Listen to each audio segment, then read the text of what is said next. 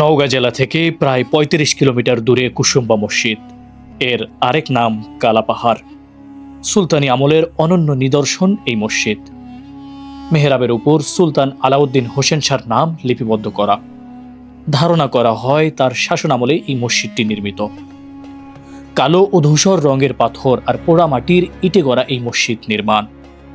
ব্যবহার করা হয়েছে মাটির তারি।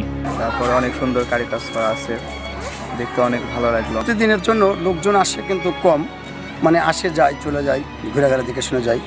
আর শুক্রবার সবচেয়ে বেশি লোক হয়। জ্যামিতিক নকশার আদলে পোড়ামাটির সুদৃশ্য কারুকাজ। মসজিদের 4 কোণায় 4টি মিনার, ছাদের উপরে মোট 6টি গম্বুজ। ভিতরে 11টা সিঁড়ি, 3টা মিনার, 5টা জানলা, 3টা দুয়ার। বাংলাদেশের 5 টাকার নোটে এই মসজিদের ছবি ছাপানো আছে, যা এর ঐতিহাসিক ও সাংস্কৃতিক গুরুত্বের প্রতীক হিসাবে ব্যবহৃত হয়েছে।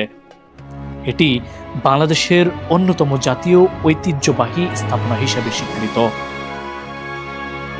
মসজিদটি বর্তমানে বাংলাদেশের প্রত্নতত্ত্ব অধিদপ্তরের তত্ত্বাবধানে সংরক্ষিত।